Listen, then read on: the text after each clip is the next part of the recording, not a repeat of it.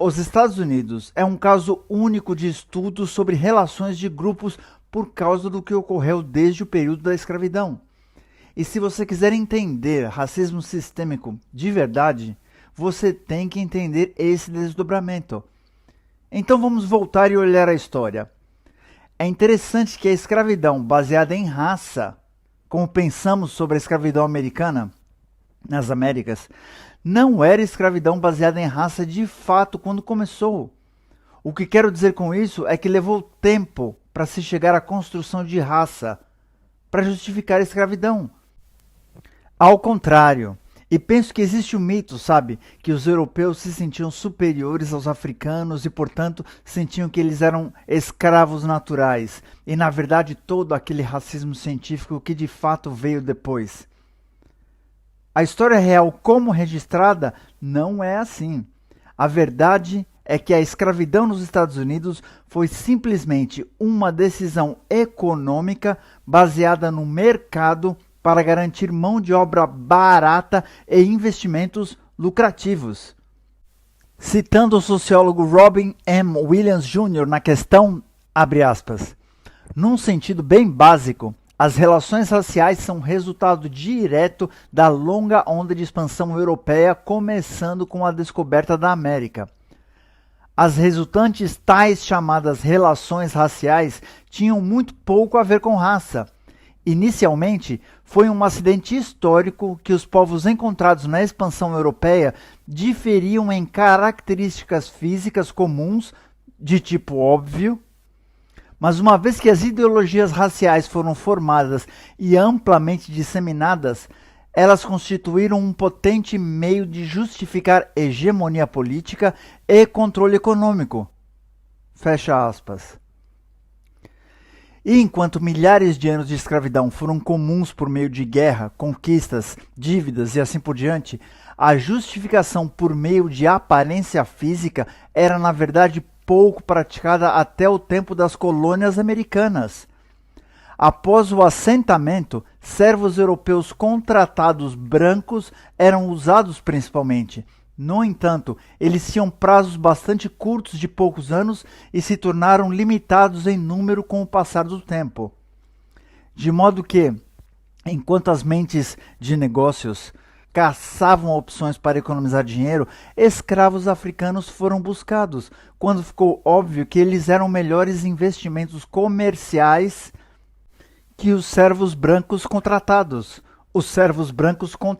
europeus. Como explica o professor de sociologia William Julius Wilson, e a propósito, essas citações são do meu livro O Novo Movimento de Direitos Humanos, The New Human Rights Movement. Abre aspas.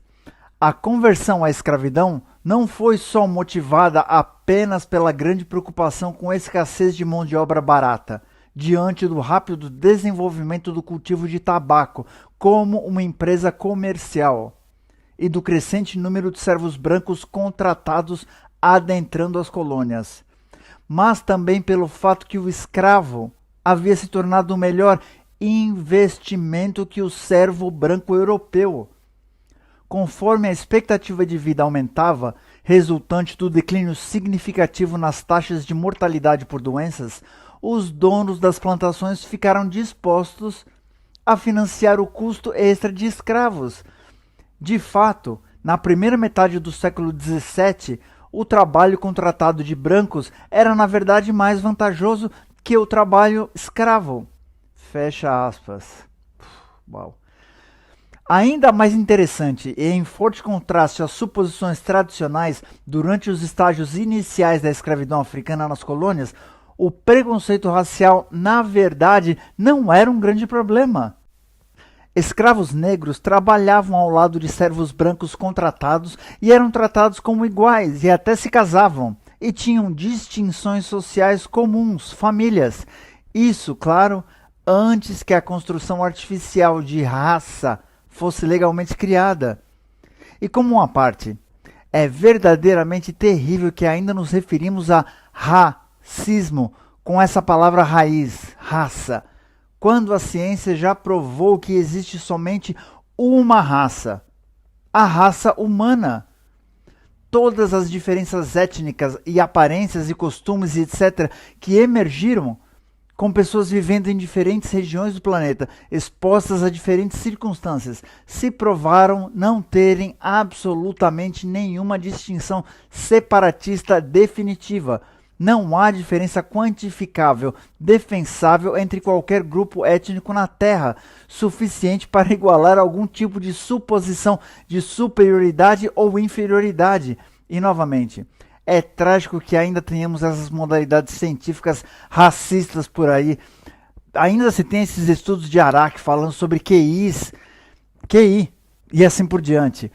Nas palavras do professor de Direitos Civis Carter A. Wilson, abre aspas, o preconceito de cor contra os africanos era raro nos primeiros 2/3 do século XVII. Distinções legais entre escravos negros e servos brancos europeus não apareceram até 1660. No início, os donos das plantações dependiam mais dos servos brancos que dos escravos negros africanos. Inicialmente, atitudes e comportamentos em relação ao escravo africano diferiam pouco daqueles em relação ao servo europeu, exceto que o servo servia apenas um curto período, geralmente 7 anos, e o escravo, geralmente, mas nem sempre, servia por toda a vida.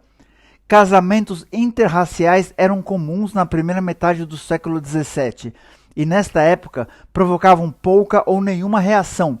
O status cristão e moral cristã eram importantes. Raça não era. Fecha aspas. Tudo isso é para dizer que o alvorecer do racismo americano, o racismo nos Estados Unidos, não foi a escravidão em si, mas como a estrutura da escravidão foi eventualmente apoiada e justificada a causa de negócios. A transição completa de servos brancos temporários para escravos negros vitalícios começou por volta da última metade do século XVII e o surgimento da distinção legal de raça foi codificada na sociedade. Agora, reflita nisso por um momento. É fascinante. O que significa é que todo o racismo que vemos por aí nos dias modernos na América, eu pessoalmente ouso dizer pelas Américas e pelo mundo, essa cultura de intolerância vem desse passo inicial, em fazer distinções legais entre dois grupos de pessoas, baseando-se na cor de suas peles.